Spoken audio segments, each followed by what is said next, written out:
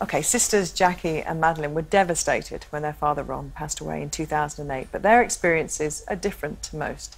They, their families and friends have all been receiving messages and signs from their father to tell them that he's OK in the afterlife. So it's a very warm welcome to both of you today, and thank you for coming on to tell us about him and the book, which we'll get to in a moment. But you've got a history, Jacky and Madeline, in the paranormal in your family, haven't you? There is. My grandmother had paranormal experiences as a young woman. Tragic, unfortunately. She kept dreaming that her young son would drown, and unfortunately that's exactly what happened. So I mean, it's there, hidden in the back of the family somewhere. And it's also been a big part of your lives leading up to before your father even died. Yes, I was. Yeah. Yes, I've been an author for a while, and I've written about other people's paranormal experiences. Positive paranormal experiences where people have lost loved ones and they have come back in dreams and visions spontaneously, not through the use of a medium or a psychic, but spontaneously and directly to the person, because they were comforting. So I wanted to share. And Madeline, you have the same?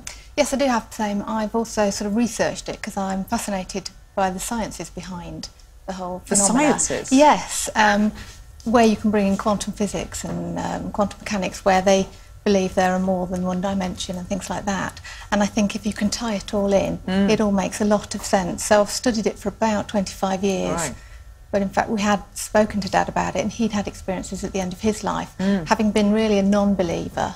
Well, yeah, we'll get to his near-death experience that you write about in the book, so graphically, actually, of what he saw and felt. But tell us a bit about him as a person and what he was like. He was a darling. He was loved everywhere he went.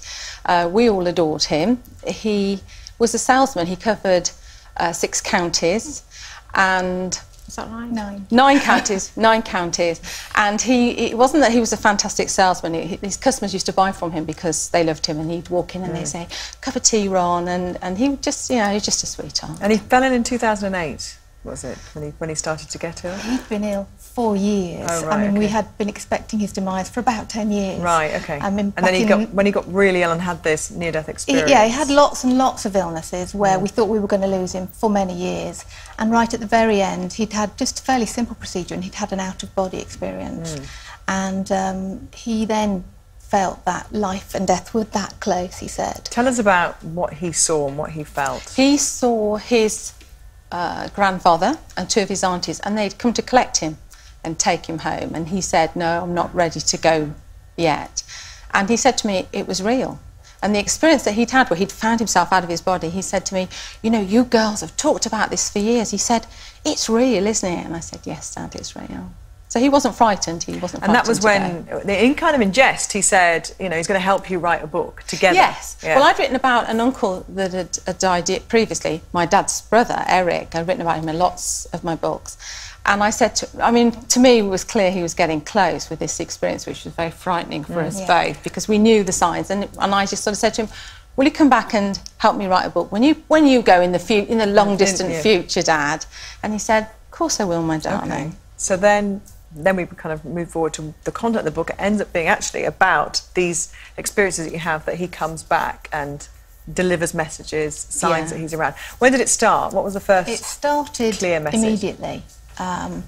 You were still in the hospital, in fact, when telephones had been switched off. You're not allowed to have your mobiles on, and both yours and our other sister Debbie's phone went off at the same time while you were in with Dad, and he'd passed. And it's like, "But I saw you turn your phone off." "Yeah, and I saw you turn your phone off." And there were messages coming through from grandchildren saying, "How is he? Give him a kiss from us." And they were able to sort of do that last wish. Coincidence, maybe. Lots of things that you could put down to coincidence. But then in the evening we had flickering lights. Every time we spoke his name. Electricity? Electricity. All sorts of...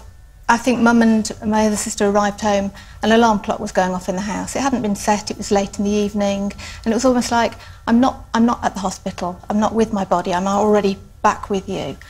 And collectively, as this phenomena continued, it became quite compelling, and we decided maybe this is something that we should be recording straight away.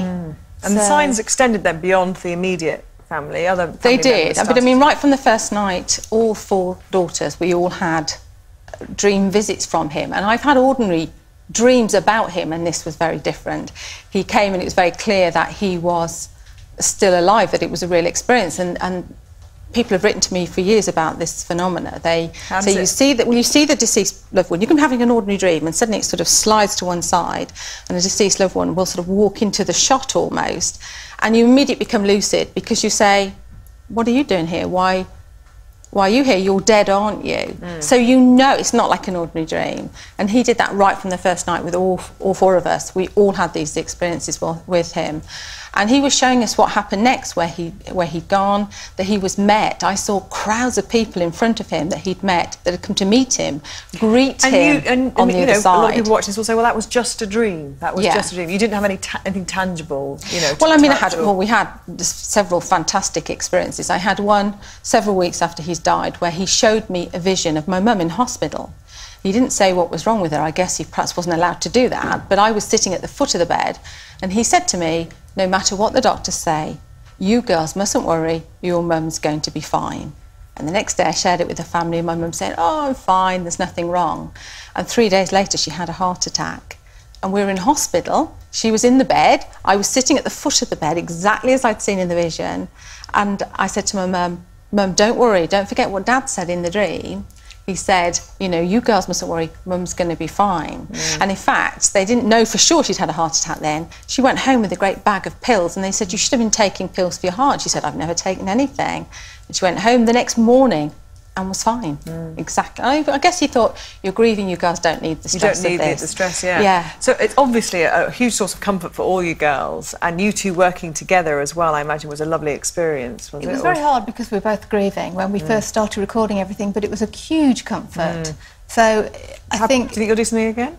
Together? Yes, oh, definitely, definitely. Yeah. I mean, we have, because we've written so easily together, and I think at any point in the book, either one of us could have written it. That we've... Well, your voice has come through, obviously, and the way you've written the book is that, you know, one time it's Jacky's turn, the next time it's Madeline's turn. It's all there, call me when you get to heaven. Yeah, and I imagine that the kind of people that you hope get some comfort from it are people who are in a similar situation. The feedback we're getting is exactly that. It's people who are grieving, people who've lost loved ones, and they are relating to experiences that they've had and saying, well, that happened to me, maybe this is real. OK. Thank you so much, both of you, for sharing that with us. Thank you. And good luck with the book and future projects. Very much. And if you want to know more about what we've been talking about, log on to the website, channel5.com/live with Gabby.